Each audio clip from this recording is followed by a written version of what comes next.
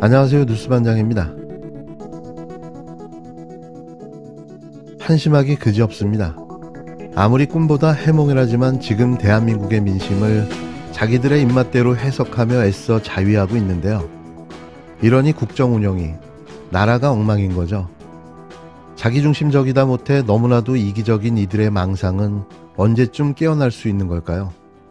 모든 게 다 국민을 위해서랍니다. 부끄럽지 않습니까?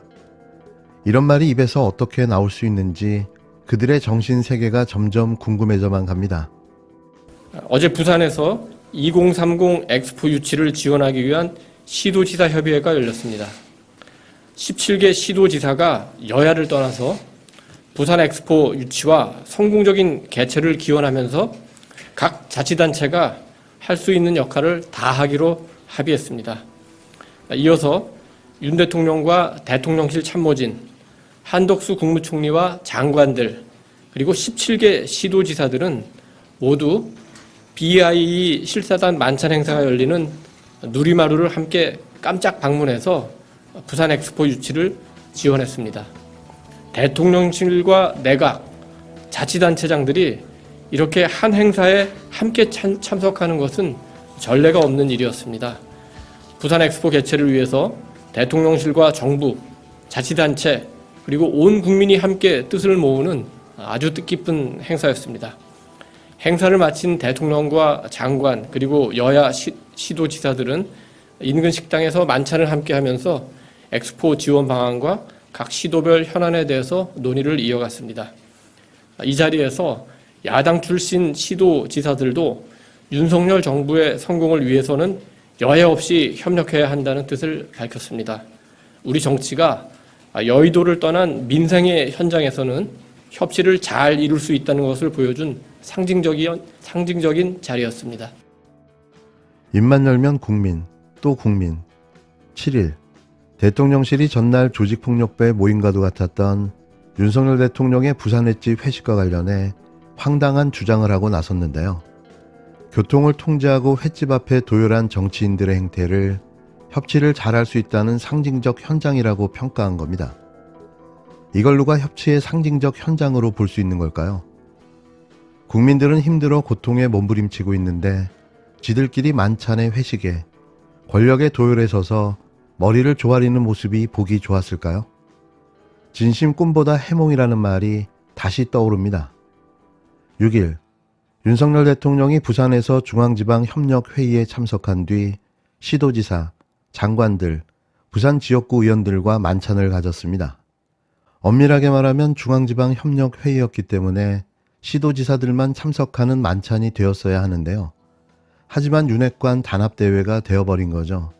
온라인에서는 장제원 의원과 한동훈 법무부 장관, 김진태 강원지사, 김영환 충북지사 등 참석자들이 식당 앞에서 윤 대통령을 환송하는 사진이 공개되면서 논란이 됐는데요.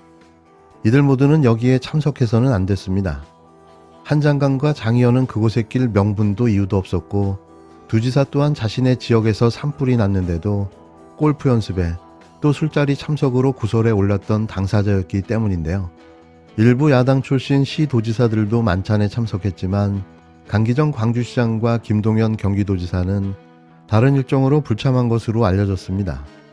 다른 일정이 있었겠습니까? 그 자리가 그냥 싫어서 피했던 거죠. 이런 상황임을 몰랐을까요? 이와 관련해 대통령실은 우리 정치가 여의도를 떠난 민생에선 협치를 잘할 수 있다는 상징적 현장이라고 자평했는데요. 이게 말입니까? 막걸리입니까? 이 말을 이해할 국민이 몇이나 될까요? 이럴 때 사용하는 말이 있죠. 자아도취. 이쯤 되면 이건 병입니다. 네, 거기 카드 앞쪽에 꽂아주세요. 저는 카드로 결제하겠다는 말씀을 드린 적이 없습니다. 아, 그럼 현금 결제 하시는 거예요? 제가 현금 결제를 하겠다는 말씀도 드린 적이 없는데요. 아, 그럼 결제 뭘로 하실 거예요? 제가 물건을 사려고 한다는 건 어떻게 아시죠? 아니, 물건을 골라서 계산대에 올려놓으셨잖아요.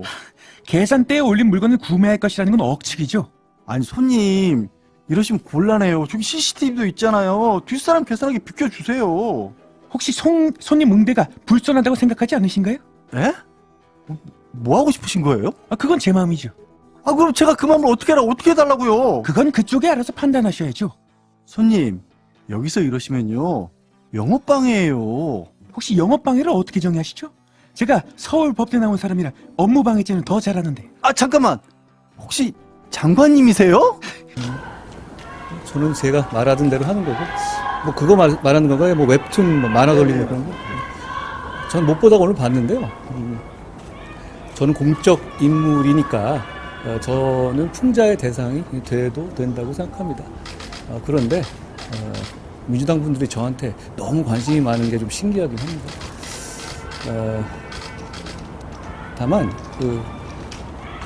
그분들이 저한테 하는 질문이 맞고 제가 하는 답이 틀리다면 이렇게 국회에서는 반박하지 않고 라디오 달려가서 저 없을 때 뒤풀이하거나 이런 거 만들어서 열심히 돌리지는 않을 것 같아요. 그리고 예전에는 과거에는 보면 이 정치권에서 이렇게 이런 거 왜곡해서 만들어 돌리고 하면 국민들께서는 그것만 보시고 판단하셨을지 모르겠습니다만 지금은 뭐 여러분들 다 그러시지만 실제로 생생하게 유튜브로 질문의 전 과정을 다 보시잖아요. 다 보시고 판단하시기 때문에 그런 거 다 통할 것 같지도 않습니다. 오히려 뭐 이런 거 얘기 나와서 국민들께서 더 질문과 답변의 전 과정을 다시 한번 찾아보실 수 있을 것 같아서 저는 뭐 좋은 것 같습니다. 같은 날 꿈보다 해몽을 열심히 한 일국의 장관도 있었는데요. 한간의 유행처럼 퍼지고 있는 한동훈 웹툰과 관련해 그가 입을 열었습니다. 한동훈 법무부 장관은 7일 오전 부산 연제구 부산고등검찰청의 정책 간담회를 위해 청사에 들어서면서 해당 웹툰과 관련된 기자들 질문에 이렇게 말했습니다.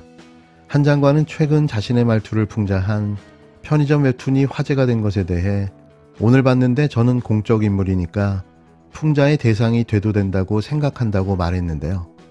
하지만 그의 말처럼 풍자의 대상이 돼도 된다는 그의 생각은 그의 진심처럼 보이지 않았습니다.